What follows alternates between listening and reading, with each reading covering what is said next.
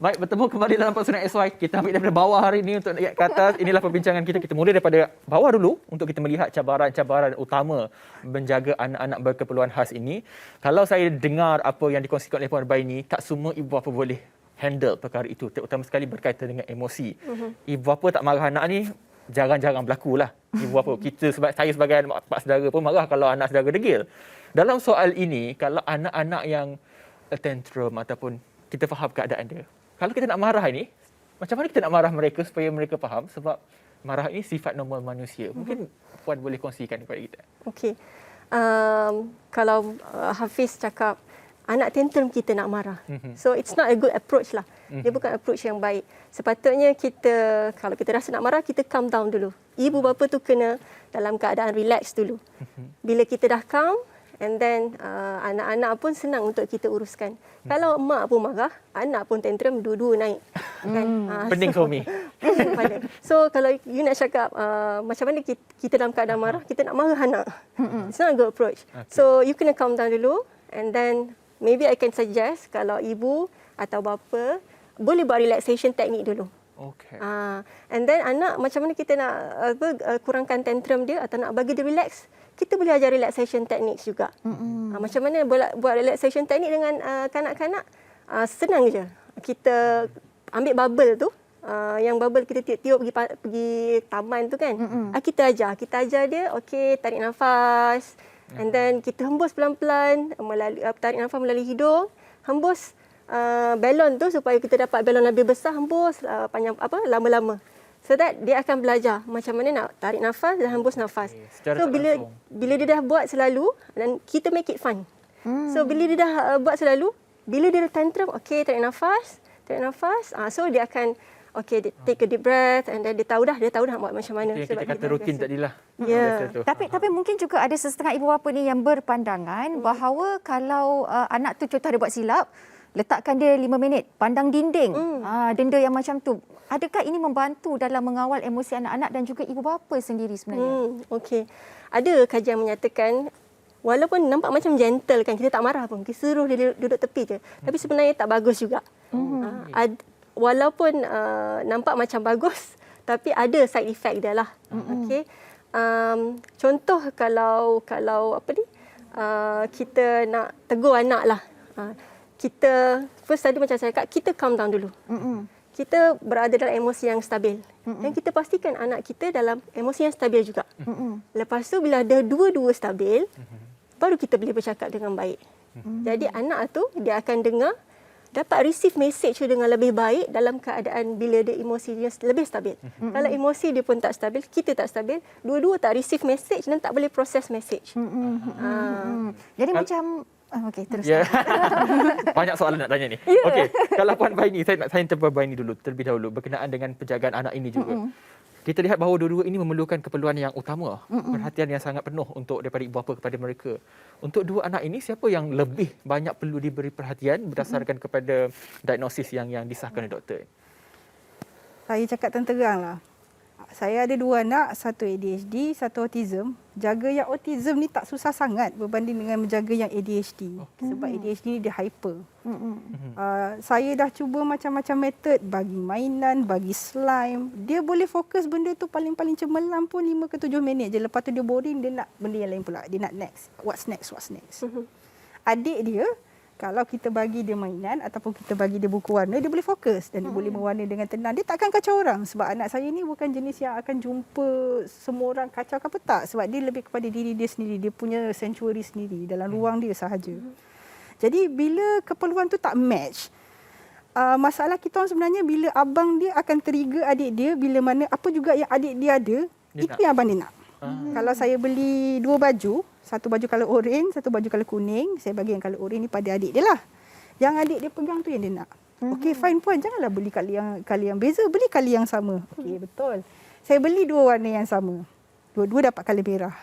Yang adik dia pegang, yang itulah yang paling menarik sekali baju yang pernah ada lah rumah tu. Itu walaupun sama warna. Walaupun sama warna, sama design, saiz yang sama, memang macam itulah. Jadi apa yang selalu kita buat adalah suami kena ambil seorang, saya kena ambil seorang, kita asingkan. Dan kita kena create activity. Macam suami saya PKP ni sebenarnya rahmat pada kami tahu sebenarnya sebab saya dan suami dah kahwin berbelas tahun. Setiap kali raya kita tak pernah buat kuih raya pun. Kita tunjuk je. Disebabkan PKP hari tu yang tahun lepas, dia belajar buat cookies, dia belajar buat kek sebab anak-anak suka benda tu kan. Jadi dia akan bagilah pecah telur. Seorang-seorang. Okey, pecahkan kacau, masukkan dalam bekas. Jadi anak-anak ada aktiviti. Jadi diorang enjoy lah sebab ada benda nak buat kan. Kadang-kadang dia siap cakap nak buat muffin. Let's make muffin. Jadi bapak dia akan sediakan lah. Saya sendiri tak kerti buat muffin. Tengah cakap. Tapi suami saya lebih pandai buat muffin. Dan kalau kita ada benda-benda macam mengecat rumah sebagai contoh. Saya akan, Iskandar cat. Dia pun akan cat lah. Adik dia pun sama. Biarlah rumah tu siapa yang ada anak istimewa, kalau kata rumah dia bersih macam IKEA lah katakan. Saya rasa macam too good to be true lah. Tak pernah ni yang berlaku. Sebab rumah saya 5 minit je kemas, semua dah punga-punga dalam bakul. Saya baru je nak pergi bilik air, nak bersihkan muka, dah terbarai segala benda. Jadi supaya saya pun tak sakit jiwa, biarkan je lah. Dia tidur, nanti saya kemas. Jadi macam mana dengan proses rawatan berkala mungkin untuk ADHD dan juga autism yang Puan Baini sendiri usulkan ataupun lakukan atas nasihat doktor untuk anak-anak?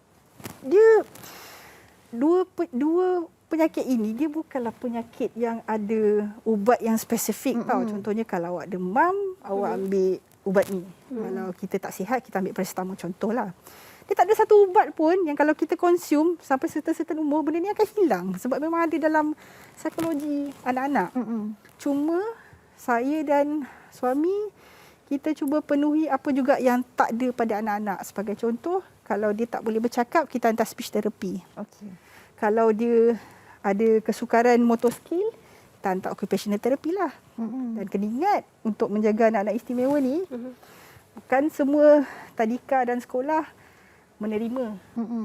Dan sebab ialah khas kan. Keperluan khas. Jadi kalau nak tunggu, hantar kepada hospital kerajaan ataupun kepada Permata Kurnia. Tak semua tempat ada keperluan macam tu dan tak semua family ada ruang yang samalah untuk hantar. Cara yang terbaik, carilah tempat swasta. Dan kos dia, boleh meninggal juga sebenarnya.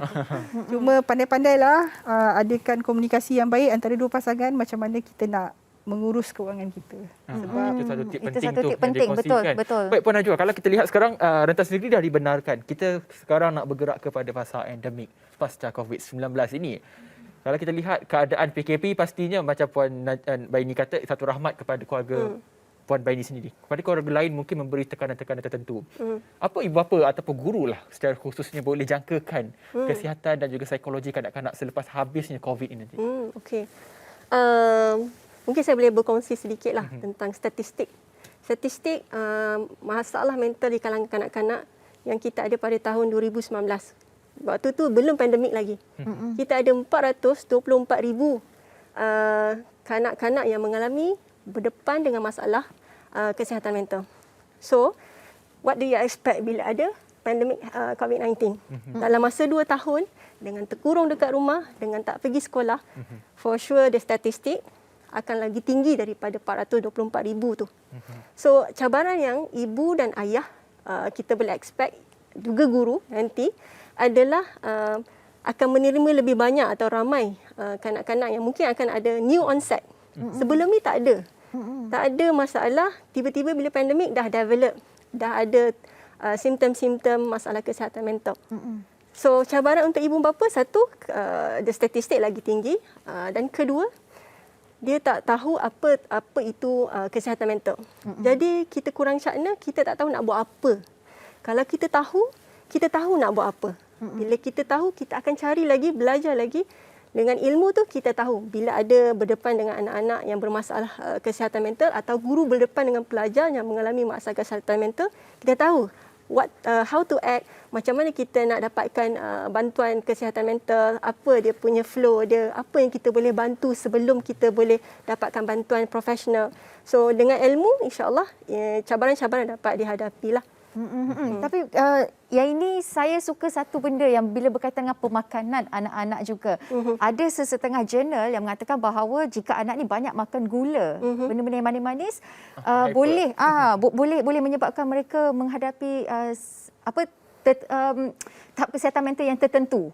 Jadi adakah benar kajian yang begini atau bagaimana kalau kita nak bagi anak itu makan makanan yang bergula sebagai contoh coklat ke, gula-gula ke, ada kadar tertentu ke Puan Najwa? Okey. Macam Puan cakap, sugar boleh bagi hyperactivity. Ada kajian yang mengatakan begitu tetapi dia tidak konsisten lah dengan kajian-kajian yang lain. Jadi kita tak boleh kata sugar memang bagi hyperactivity pada kanak-kanak dan memang bagi certain masalah kesihatan mental. Begitu juga dengan kafein.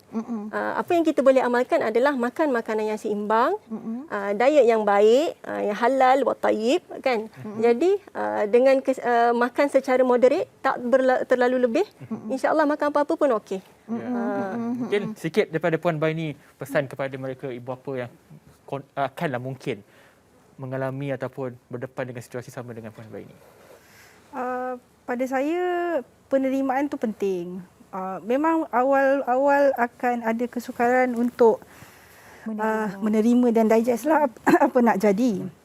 Tapi berapa lama nak menipu diri sendiri dan berapa lama kita nak menafikan perkembangan anak tu berdasarkan dia punya kurnia yang Tuhan dah bagi. Saya dan suami senang je. Mula-mula kita tahu anak dalam keadaan istimewa macam ni, kami terus daftar kat OKU. Memang anak-anak istimewa.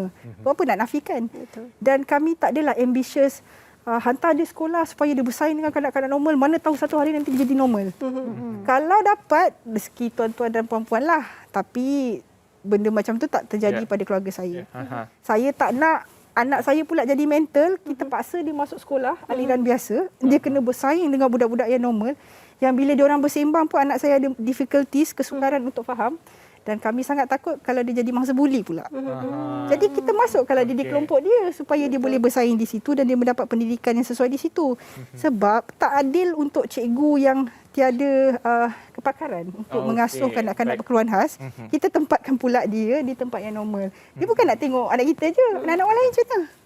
Kesimpulannya, anak-anak ataupun ibu bapa khususnya kena positif berdepan dengan situasi sukar ini. Dan terima kasih sekali lagi kepada Puan Nurul Najwa Arsyad, Pegawai Psikologi Klinikal Hospital Tunku Alizah, dan juga Puan Siti Nurbaini Khairi, Timbalan Pengurusi Akrab RTM. Terima kasih Puan berdua. Dan kepada anda, kita berehat sekali lagi. Kita akan kembali selepas ini dalam Pesona SY Serasi Hati.